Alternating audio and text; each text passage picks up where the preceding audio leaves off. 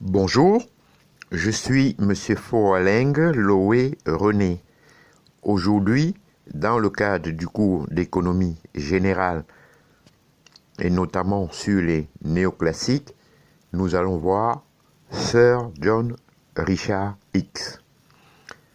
En effet, Sir John Richard Hicks, né le 8 avril 1904 à Warwick, dans le Warwickshire, est mort le 20 mai 1989 à Bloquet, dans le Gloucestershire, est un économiste britannique. Co-lauréat avec Kenneth Arrow du prix de la Banque de Suède en 1972, il est le créateur du modèle ISLM et auteur de l'article influent Keynes et les classiques. Il est l'un des économistes les plus importants du XXe siècle. Passons maintenant à la biographie. La jeunesse et ses études. John Richard Hicks naît en 1904 à Warwick en Angleterre.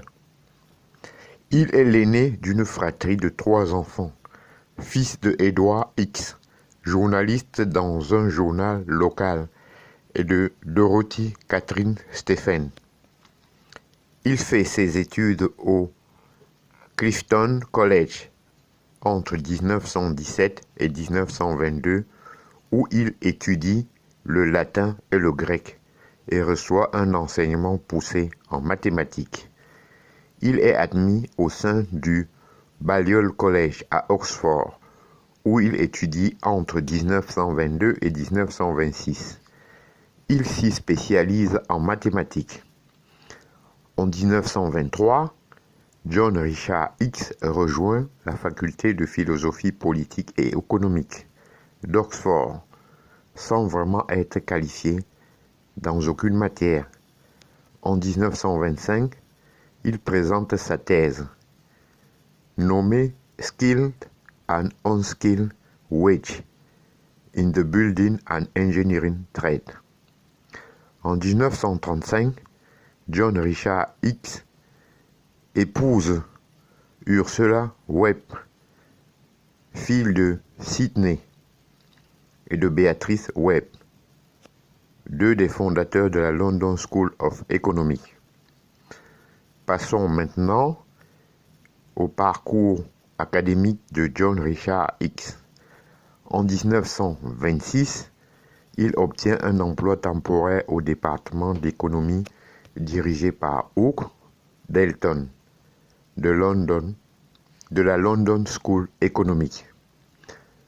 Entre la fin de l'année 1928 et de l'été 1929, il effectue un séjour d'enseignement à Johannesburg, où il observe le comportement monopoliste des syndicats réservés aux travailleurs blancs et qui vise à protéger la situation privilégiée de la minorité blanche face à la majorité noire. John Richard Hicks dira que cette expérience a fait de lui un partisan du libre marché. Dans les années 1930, la macroéconomie est encore à ses balbutiements et John Richard Hicks devient le maître de conférences à London School of Economics. John Richard Hicks raconte avoir choisi la profession d'économiste afin de gagner sa vie.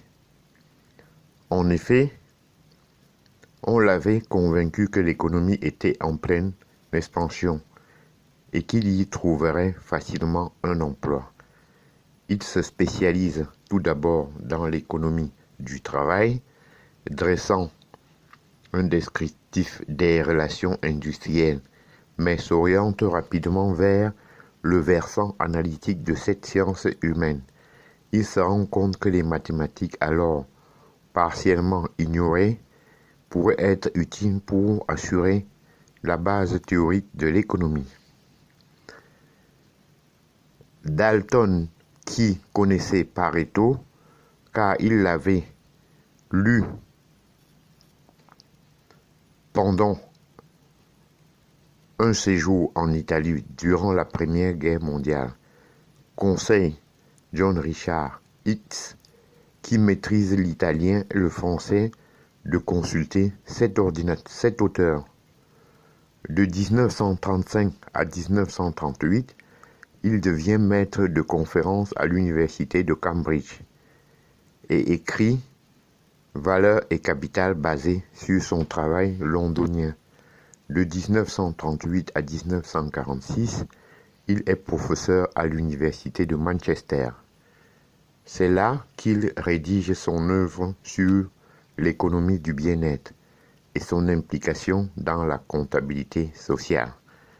En 1946, il retourne à l'université d'Oxford, tout d'abord en tant que chercheur auprès du Nuffield College 1946-1952, puis en tant que titulaire 1952-1965 de la chaire d'économie politique fondée par Henry Drummond du All Souls College, où il continue en tant que chercheur 1965-1971. Il se fait chevalier en 1964. En 1972, il partage avec Kenneth Arrow le prix Nobel d'économie en raison de leur contribution novatrice à la théorie de l'équilibre général et à la théorie du bien-être. Ce partage ne l'enchante guère, pas plus que la raison pour laquelle ce prix lui est décerné. Dans sa monographie, Omar Hamouda le qualifie d'économiste des économistes. Passons maintenant aux apports à la théorie économique. L'ouvrage majeur de John Richard Hicks est Value Capital, publié en 1939. Dans ce livre, John Richard Hicks apporte des avancées microéconomiques et dans la théorie du consommateur. En particulier, John Richard Hicks étend la théorie existante qui se limitait à un échange d'un seul et unique bien. John Richard Hicks étend l'analyse à un échange de plusieurs biens, mettant en lumière la notion de substituabilité et la complémentarité entre biens.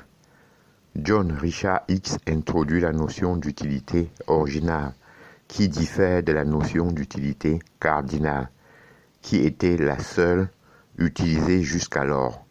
Une fonction d'utilité associe un nombre à la consommation d'un panier de biens. Si l'utilité est ordinale, alors seuls des niveaux d'utilité peuvent être comparés entre eux.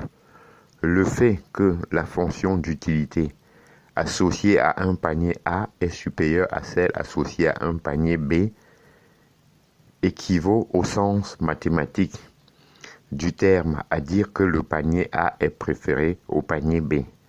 Contrairement à une utilité cardinale, la valeur associée à la consommation du panier de biens n'a pas de valeur en elle-même. John Richard Hicks est le créateur du modèle ISLM, qui est une transcription de la théorie générale de John Maynard Keynes en termes néoclassiques. Le modèle définit une relation entre les taux d'intérêt I et le revenu Y. La couche IS représente la situation pour laquelle l'investissement est égal à l'épargne. S pour saving en anglais et la courbe LM, la demande de liquidité. L de monnaie est égale à l'offre M de monnaie. Le modèle ISLM fait de John Hicks le premier des néoclassiques des néo-keynésiens, s'il vous plaît. John X fait apparaître une ébauche de sa modélisation dans l'article 15 and the Classic 1937. Un an après la publication de la théorie générale, son modèle représente l'équilibre du système économique. Quand il y a à la fois équilibre sur le marché des biens et services représentés par la relation IS et équilibre sur le marché financier représenté par la relation LM, l'intersection des courbes représentatives de ces deux relations est appelée croix Xienne.